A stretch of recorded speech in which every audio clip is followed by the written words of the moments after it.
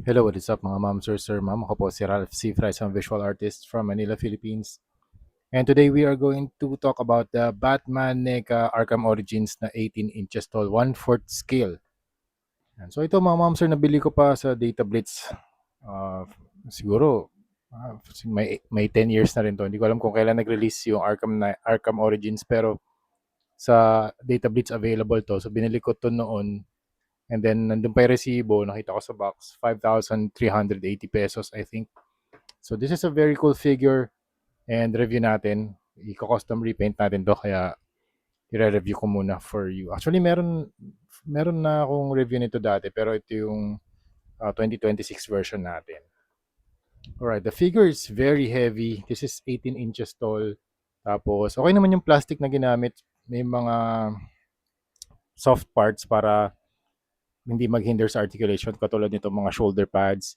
And yung cape niya hindi siya wired cape. It's just plain black cloth. Pero meron siyang cut dito sa ilalim para magmukha siyang Batman themed na cloth. Ang colorway niya ay dark gray, tapos very dark gray and black.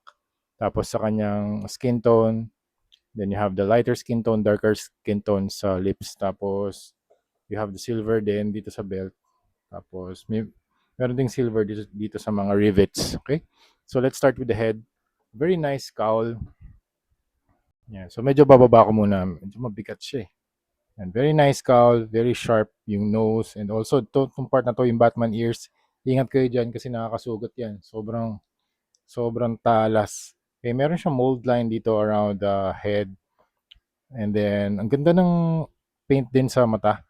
Also, I also like the way how NECA did this, yung parang very defined yung kanyang eyebrows for a more menacing look. And then there's the face, chin, and then armor din yung kanyang neck. Pati doon sa likod, meron ding back armor pads. And then you have the belt.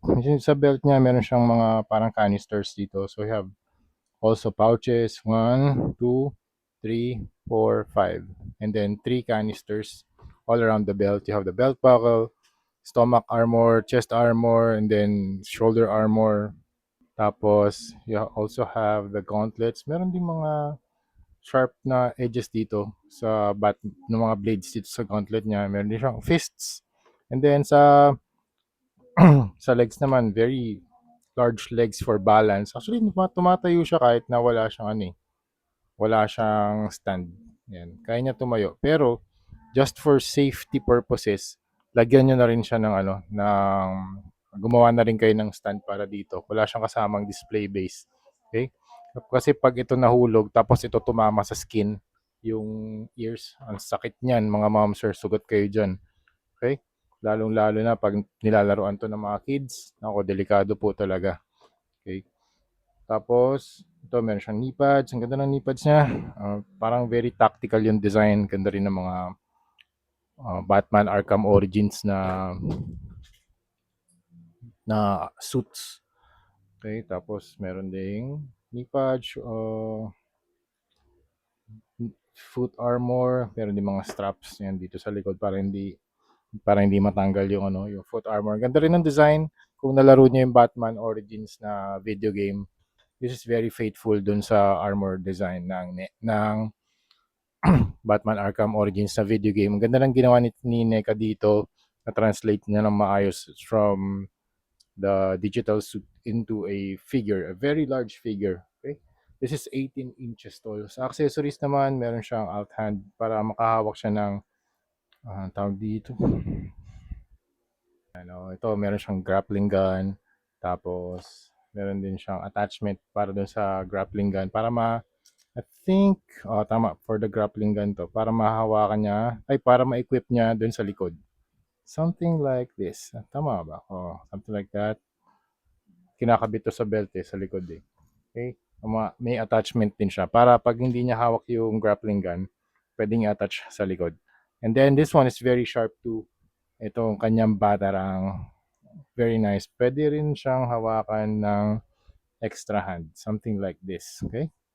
So, ingat lang kayo dito kasi sobrang talas na naman niya. Okay, so ito yung appearance kapag naka-equip yung grappling gun and this one is the appearance naman kapag naka-equip yung batarang. Okay, medyo loose na pala 'tong part na 'to kasi ang tagal na rin 'tong figure na 'to. Okay, articulation naman tayo. Okay, for articulation naman, head can look up, down, 360. Yes, pwede. Can tilt, okay, left to right, nice.